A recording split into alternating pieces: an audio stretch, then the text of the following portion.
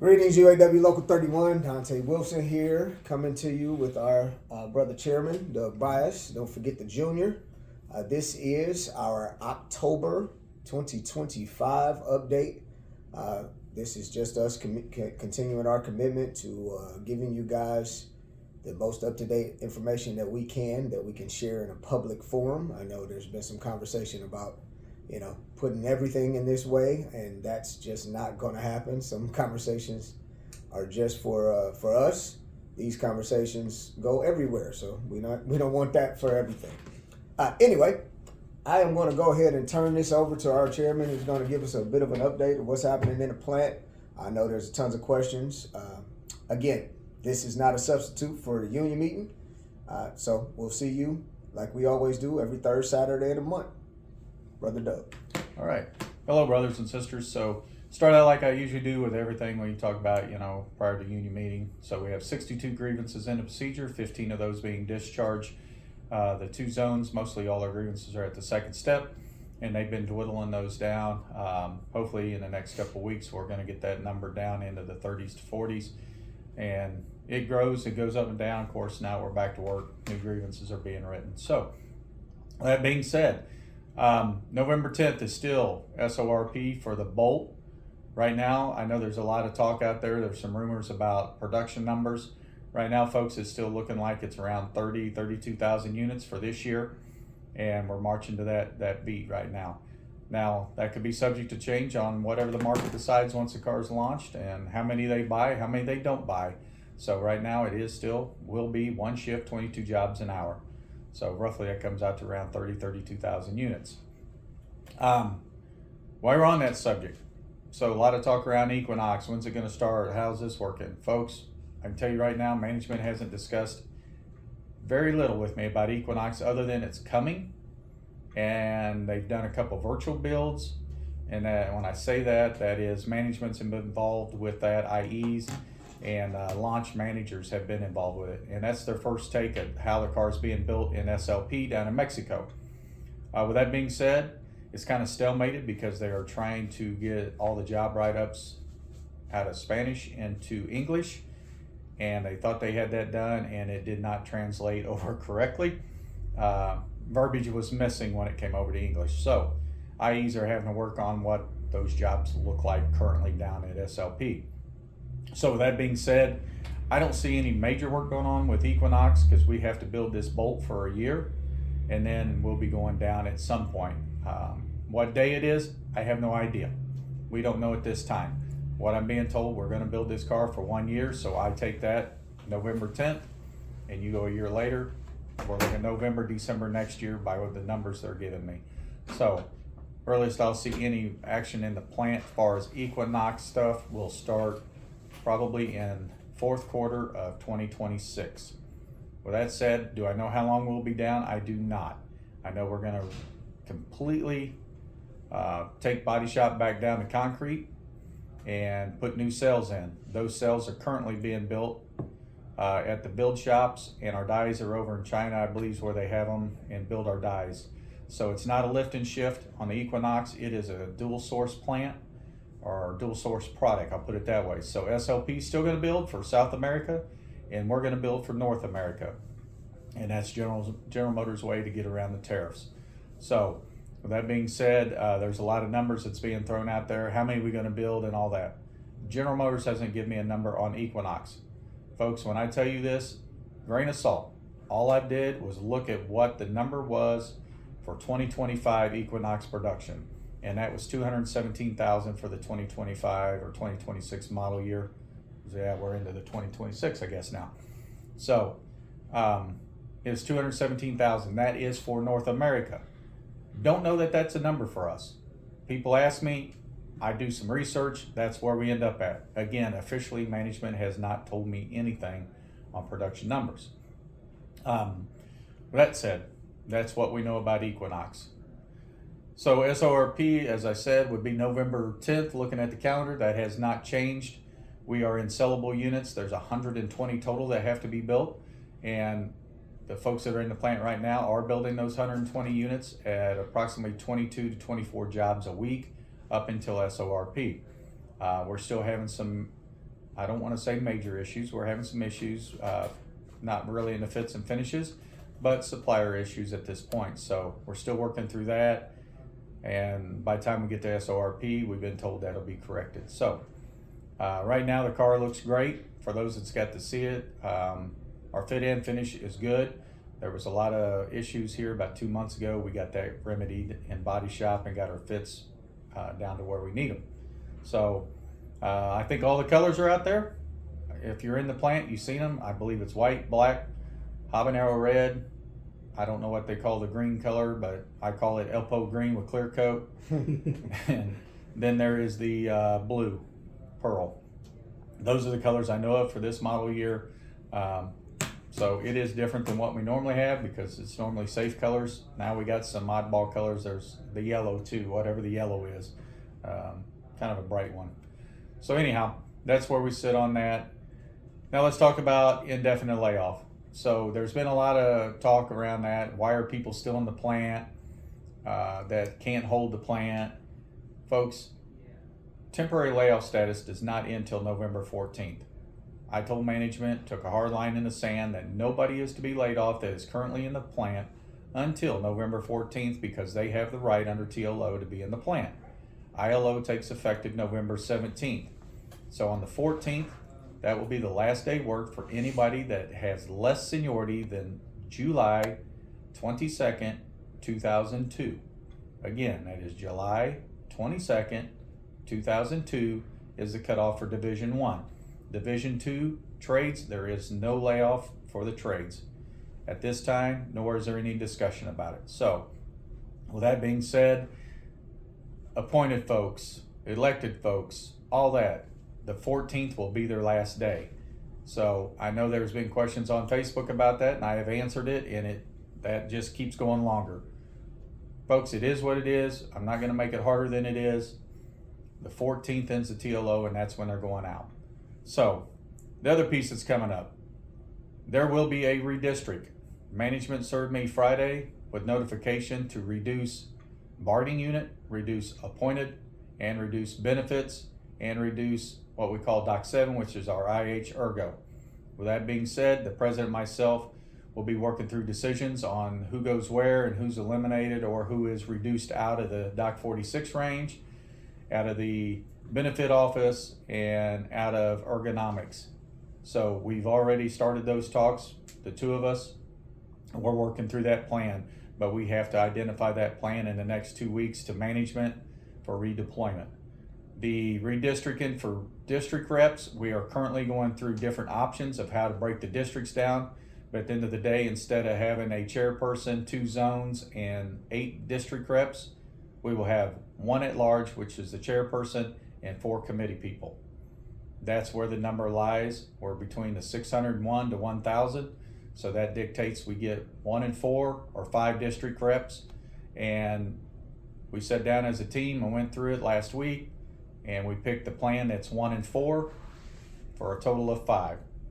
So we will be having elections. I've been working with the president on timing and dates to do that, dates to sign up. We don't have that secured yet because we have to define the district, and I am trying to get that done by tomorrow. So at the union meeting, we should announce what the rules are. If not, we should know our districts, right? The election committee will get together and do their business on that. So. Yep. So right now we are doing that. There are 2 plans right now that we are looking at. One plan, we would have elections in 2 districts.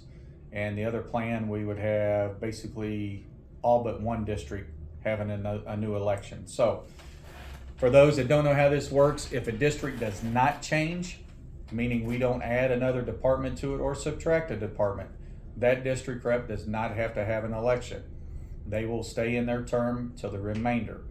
The rest of the districts where we do have to add and subtract, they are going to be running to finish the term. The term will end, I believe they all took over July 2 years ago. So we'll have elections probably in May or June again for reps, and then they'll take over their respective spots after that.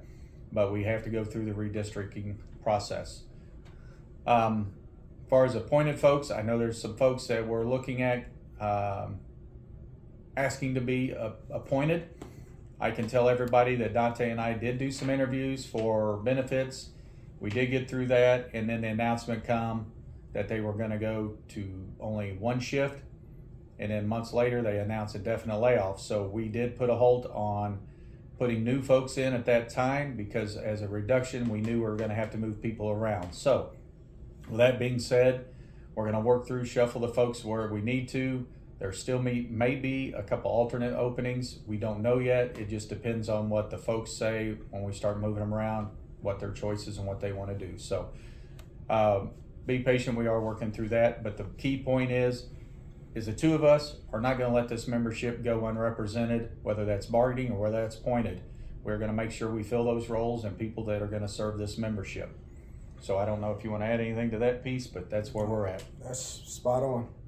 So bear with us till we get to that point.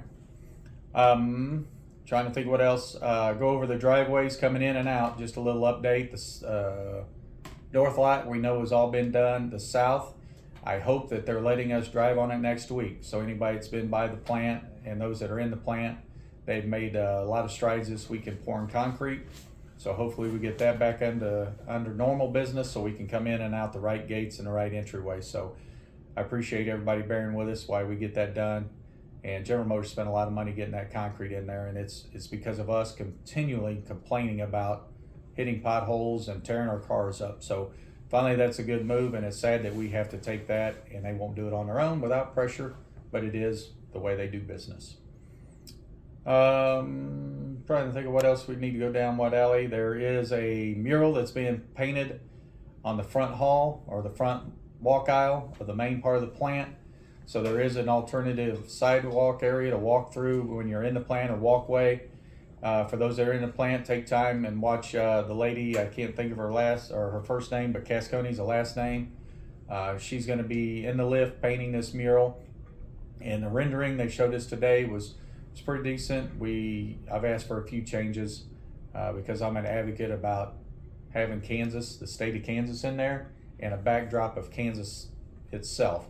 Right now the backdrop is Kansas City, Missouri. And our plant's nowhere near Kansas City. It's near Kansas City, Missouri, but it's not in there. And I take the heritage of Wyandotte County and Kansas to heart, being this is Fairfax Assembly. It is our home plant. And I think we should showcase some of the things around Wyandotte County in the mural, along with our members, which it's pretty cool. It's got a Chevy Bolt, like it's driving at you. The skyline is going to be in the windshield. They got a forklift with a forklift driver in it and a supervisor talking to them, and they're showing a couple of folks that are building doors, another one that's inside like in trim doing wiring harness, things of that nature. So the actual mural itself will showcase the plant and automotive and what we do. The murals, we did ask them, because this will be on the wall for who knows how many years, that we didn't make it specific, like if we paint a mural of Dante, will it look exactly like him? We said we wanted it to resemble but not exactly look like, because we don't want people offended because their picture didn't get on there. And by the way, me and the president, we ain't picking who goes anywhere on that mural. We did not do that. We did have a team, a committee that did that and worked along that process with management. We did have 2 UAW members on that, and a third that went in when they could. So that being said, that's a new change, and I actually think it'll be a pretty cool thing at the end of the day. It is showcasing our facility, but also I wanted to get that backdrop of Kansas because that's where we're at. Yeah, I just want to be like 6'5" if we do the mural. Me too. Me too. I'm gonna be 6'5", and for those that know Paul Shipman, I want to be buff. Yeah, Bill George like Reyes go buff. I mean, I just want to be a buff guy. Lee Pennick's buff. You guys all know those folks. But yeah, I want to be 6'5" too. Yeah, it'd be nice. 5'9.5" is old. So we like to have a little fun with these videos as well, folks. So for the ones that are going to be out on indefinite layoff, I want to personally just say, hey, look, this is something that this plant's not been through in my 28 years at General Motors. Has it happened at Fairfax? Yes, it has. Prior to us, coming from the old plant, Fairfax 1 to Fairfax 2, which we all work in, there was indefinite layoffs. There was one shift for 1 or 2 years that only built the Grand Prix when they first come over. This is new to all of us because we have been on the high point and we've slowly decelerated into a valley. Cyclical business. Those that are with us in the plant, I can tell you guys, Dante's been part of this. Leo's in the room with us, helping record this. He's been through plant closures. So we have many folks that's been through this piece. For the folks that's been at Fairfax, this is unknown to us. We've only been down for pandemic, or we've been down for part shortage, or we've been down the 2005-4 range, 2004-5 for the Malibu. That's all we've seen. So we've had it really, really good at Fairfax, and we're going to have it really good again. We got to get through this valley, and it's going to play into my other piece that people want to say politics plays and doesn't play. Dante and I had to go to a leadership meeting, and what we discussed there is that we were asked to present about politics, and then we were also to present about how tariffs affect our plant. So folks, I tell you, double-edged sword, right? On one end of it, the direction of the last administration was to go green and get this country going in a different direction for pollution and things of that nature, right? So they made that move. General Motors got on board, everybody else got on board. Everybody needs to understand there's federal government money that was put into that to help these companies, not only General Motors, Stellantis, and Ford, but is also out there for anybody building cars in the United States. Tesla got a piece of the money, Toyota got a piece of the money, BMW all got federal monies to go EV. So on that side of the tariff, we're over here because federal government's giving money over to it. Now we go into elections, we have a different regime, a different presidential, and a controlled party of a Republican, which right, wrong, or different. I'm not going to talk about Dems and Republicans because we go either way with it and it starts arguments, and I'm not here to start that. But the tariff on the other side, are tariffs good? They are. When they're used correctly and in the right order. Meaning you can't go gouge, and I'm going to use Bolt, where our battery's coming from. They already have 100% tariff on it that General Motors has got to figure out. Before anybody asks, this technology is not being produced in the States. It is only being done in China, and we're getting that battery from them. So there's 100% tariff. If anybody's staying up with what's going on with tariffs, they're talking about putting another 100% tariff on everything coming out of that country if they don't come to the table. General Motors is going to eat the first tariff cost. They're eating part of the $7,500 government money to make sure they continue to sell EVs. Me, I'm a person about what's the public want, and that's what the public gets, and we build. Folks, they didn't have that option under the last administration. So, the tariff over here for Equinox, the tariffs work great. They're bringing a vehicle back for us. They brought a vehicle back for Spring Hill, and there's other vehicles they're talking about bringing back out of Mexico. These are all good things, and that's where the tariff helps level that playing field. But on the other side is where I say we got hurt, because now we're tariffing all the parts that come in. So even though Equinox is coming back, we still got parts that are going to be made in Mexico or other countries, China, because General Motors is big in these countries, and their supply chain cost is cheaper. So we're still going to see tariff issues. But it's been good and bad. The great piece is this new product coming in, as I alluded to earlier, it brings hundreds of thousands of units, which puts us back into a mode where General Motors finally gets this plant back up and ready to build Equinox. They've already told me they need everybody that's here, that they're laying off. They know they're going to need them. Plus, they're going to have to probably hire, which we know they're going to have to hire, not only for attrition, but it looks like they're going to hire because of how many units per hour we're going to be building. We just got to get through the next 12 to 18 months. So folks, when I'm talking to you about this, it's not talking at you. I'm sympathizing with all our folks that are going to be off even longer than they've already been out. One, we kept everybody in TLO for a year, and that was great. Kept everybody out of the counter. We are going to go in that 52-week counter starting on November 17th. For those that have already been out, that's going to start indefinitely. Some of you may be filing unemployment, some of you may not. That is a benefit thing, and we are going to tell you to call the benefits office and talk to the ladies. I do not do anything with unemployment, and the president does the legal stuff and the laws and help them with that piece of unemployment. Plus, he's got an ear there, so he's been able to be instrumental and help us through those. So at the end of the day, give her the benefit, ladies. I'll help you go through that. But I just want to point out, folks, our contract and what we negotiated gets us another 52 weeks Then we're going to go into 52-week of TSP, which the ladies explained. There is QR codes out there. There's pamphlets out there. They're all on our Facebook, social media pages. I believe they were sent out through text as well. Please hit those QR codes and look at what you have coming to you. If not, give us a call. Okay, call the union hall if you need to. They'll pass a message along to myself for the bargaining team. If you can't get a hold of benefits, they'll pass it on. We'll remind everybody, we are limited over here at the hall as help. The president's here, Leo's here, and Tanya's here. So if all the phones are ringing, just call back. They're busy as we are in the plant. I think that pretty much, there's more going on, but off the top of my head, those are the most important things that are going on right now. I look forward to seeing everybody at the union meeting that can make it. We will have some different conversations there. And if there's something you guys need specifically, just come to the meeting, give us an ask. We'll answer that question. Otherwise, you guys know how to do it. I get probably a dozen IMs a day that you guys come and talk to me about those as well, and I'll answer those questions. But please reach out to your district reps as well, and they can help you with that. So with that, that's what I got. All right. Thank you, big brother. Yes, sir. All right. So, one quick thing I'd like to touch on before I jump right into the report part of this is those benefit reps, they're doing God's work. The unemployment piece, I think we might take for granted that is not a part of their purview. Right. It is just not.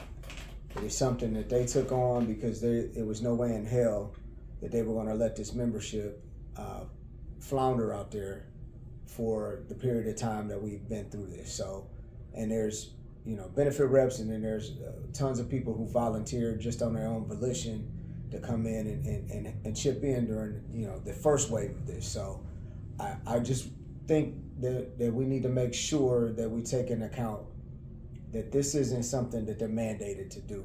They're doing it because they give a damn about this membership just that much. So those ladies and all the volunteers that have helped out and chipped in with the unemployment piece of this, that's a state thing. That's not something that UAW folks should be doing or should have to do, but they do it nonetheless. So just wanted to acknowledge that portion of that. I couldn't agree more with our chairman. We are in a bit of a tunnel right now. There's no way there's no way to sugarcoat that. This is tough, but when you're going through what we're going through right now, when you're going through, if you feel like you're going through hell, you damn sure don't want to stop. Okay, so let's keep pushing. Let's get through it. Fortunately for us, there is a bright shining light at the end of this tunnel. Not just with the Equinox, with the boat portion. I believe the last time they sold the boat, they sold around 60,000 units, and they were expecting that to go up, right? So you look at what we stand to bring in conjunction, those two products, not to mention the family of boat and all of that our brother chairman has spoken about numerous times. The future is indeed bright. I know nobody wants to hear that when they're going through the toughest of times, but just know I'm extremely confident that we're going to bounce back and be stronger and better than ever. I know that that's the sentiment that our chairman, who's dealing with this every day, all day, I know he shares that sentiment. So, all right. So what's going on over here? We have had tons of repairs. We've been talking about that for months and months and months. Good news is by the end of this month, October, we should be completed with all the insurance items and some. The roof has been done for about a month or some change now. They're still waiting on some minor things, coping cap, which is a custom made metal piecing to just kind of seal up everything and make sure that water runoff is perfect. That still has not been done, but the actual roofing and plumbing issue that we had up there is completely done, and we're just kind of waiting on that last metal piece. The doors that were in complete disrepair, they are actually getting done as we speak. Hopefully by end of week, they will be completed. Definitely by end of month, we should be all good. It's amazing to have working doors. Doors that actually, the knob turns, the lock latches. You don't have to use two hands to open a door. It's amazing. So that's in process. Office lighting, as you can probably not tell, but we got brand new LED lights all through this thing. The old fluorescent joints are gone. I think they served their time. They probably last, 30, 40 years, something like that. They did good. So now we have a little more of an updated look and a hell of a lot more energy efficient. Ceiling tiles, I want to say thank you first and foremost to all the volunteers, our vice president, chief among them, up there on the ladder, man, getting that stuff done. That is just amazing work. We're about 75% done. Couple offices need to be done. He's looking at me because I haven't come over here and tore down a wall that's falling down. So we're gonna get that done. I told him I'm not gonna help him until he gets on the ladder first. Once he gets on the ladder, then I'll get up there and help him. All right, Paul, I'll be safe too. Paul Shipman, I will put on a harness. Yeah. Find one first. All right, so so we got a few offices that need to be done. So if anybody's got some extra time, would like to come up, we have plenty of tiles. The chairman's office still needs some assistance. We got our back file room that needs to take a look, and then the old PT room that we're going to convert into a computer room. We need to get some over there as well. So just a few areas. I would say 75% done. So we will do that as we can. The main office areas, the folks come in and see, those are all kind of taken care of already. So still could use some help there, but special thanks, man. Thank you so much. It was tons of folks that if I try to name them all, I'd be in trouble. So just thank you so much for coming over here doing that. That's what this thing's really all about. All right, events. Trunk or Treat is going to be October 25, 2 p.m. to 5 here at the hall. We need kids. We need trunks. Volunteers. All of that's needed. Here's what you don't need. Candy. Okay? The hall, we made some motions at the previous meeting. We're going to try to supply as much candy as humanly possible. So if this is about, hey, I'm not sure, I know the price of candy is way up, I'm not sure we can afford to do that and pay for candy and donate that, how about this? You don't worry about that. We'll worry about that part. You bring your kids, you bring your cars and put your costumes out, and we'll help supply some of that candy just to make sure that we can get this thing off and all the kids have a good time, okay? Foreign vehicles. And just make sure on those trunks, there is a badge that is not a foreign vehicle. I didn't think I would ever have to say that, but don't do that. Because those trunks, you can do them on Kindleberger. We will sit you over there. All right. Also, there is a breast cancer walk on that same day. October 25th is going to be an extremely busy day, so we'll get some details out for that coming over the next week or so. Politics. Let's talk temporary unemployment. We have had our third meeting on that just a few days ago. Huge progress. We made language proposal changes that would strengthen and change the way that temporary unemployment is viewed in the state of Kansas, especially as it relates to our industry specifically, but from a more broad union perspective as well. 6 proposals were offered. 4 of them were agreed to unanimously.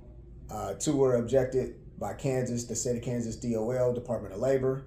Those 2, surprisingly and not surprisingly, that was my attempt at some sarcasm, those involved employer contributions.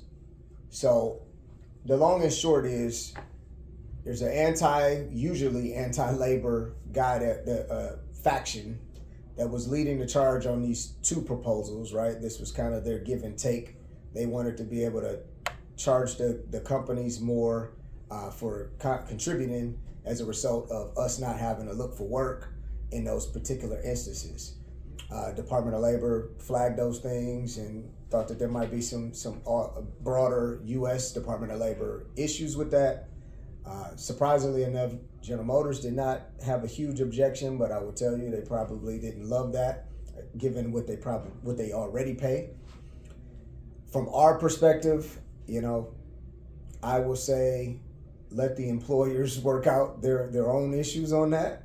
At the end of the day, the issues that we had is no worker, no tax-paying worker should have to go look for work when they're on a temporary unemployment. Point blank, period. So we're on the right track there. A couple of other issues that they're working through, but so far so good from our end on that. I'm sure I'll be involved in more Zoom meetings than I want to, but this is the gig and we'll get it done. There is that same anti-union faction is still having some conversations about your subpay and subpay plans across the state from other unions. These folks have no idea what sub is. They are kind of cutting and pasting and copying and pasting from other states. I will tell you, a lot of those states are not quite union friendly. So it's amazing that they wanted to take it from those states, let's say Alabama, and not, a state like, let's say, Michigan. They had no interest in taking the sub language from Michigan, but they wanted to utilize the one from Alabama. So just know that what they were trying to do, for anybody that's the first time they heard that, is they were trying to modulate or modify your unemployment benefits based on whether or not you get sub. Ultimately, they were trying to use your sub pay as earnings, and your sub pay are not earnings, they're a benefit granted to you by the contractual language, like the one that this brother spent 9 months negotiating in Detroit.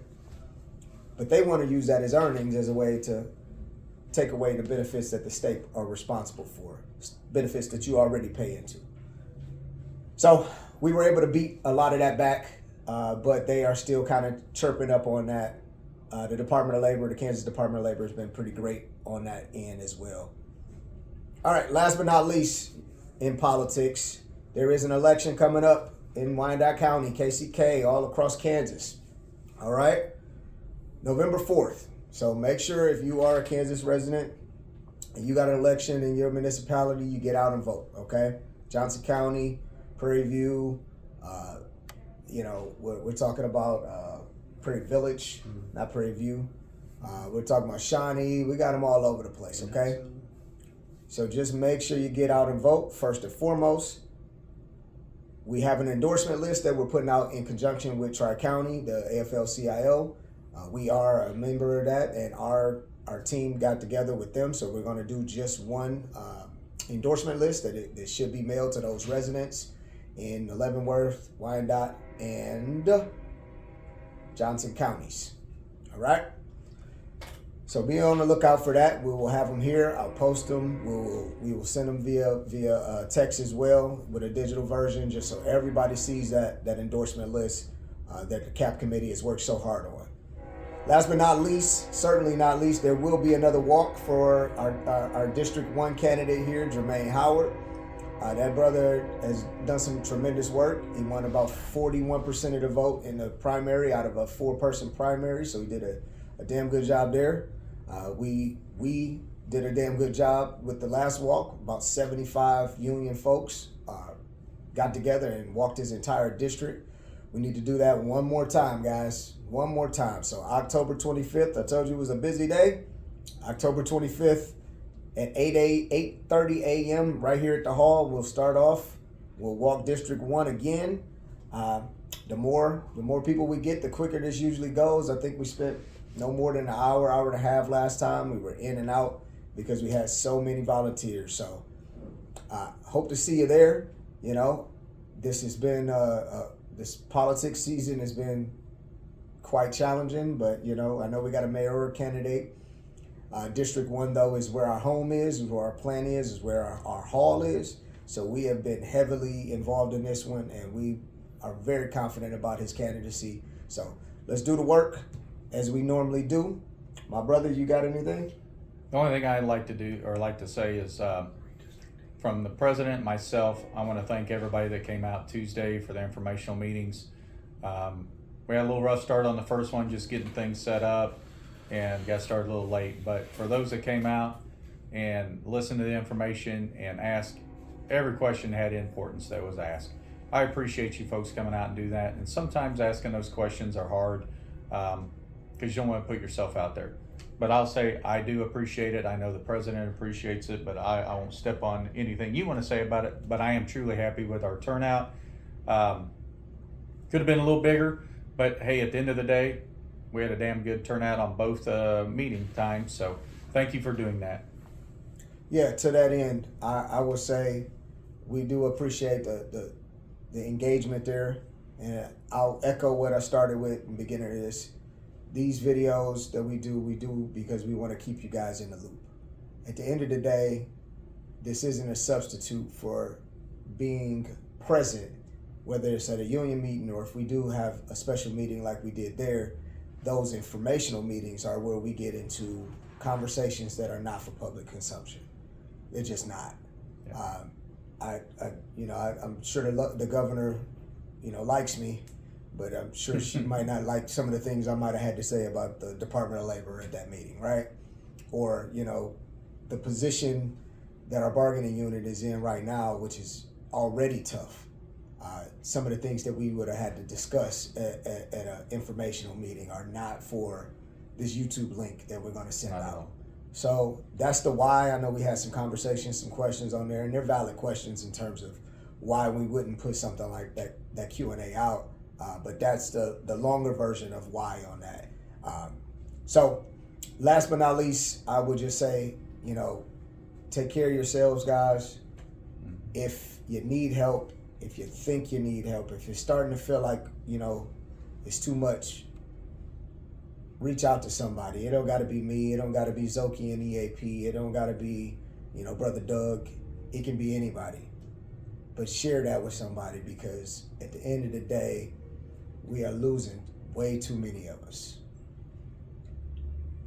By my count, and that's just the active side, we're somewhere around 10 to 13. I think we had some that were, if I add in some of the ones that are recently retired, I know we're at 13.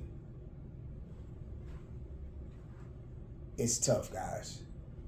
I know we're in uncharted territory, folks like myself and Leo, we've seen, similar things like this before, so that kind of prepares us a little bit. But, we all got bills, we all got families, we all got, questions about how we're going to make them ends meet. I get that. The most important piece that I'll add to that, there are people that care about you. Yes. Deeply, in their heart, care about each and one of us out here. And it's not easy for Brother Wilson and myself to get these information or this news of our members. And that's why we make it a point here, the last 5-6 union meetings to discuss this. We can't express it enough. Please help out. If somebody's coming to you and they need help, it's just not, hey, that's just Joe today, he's a little off, right?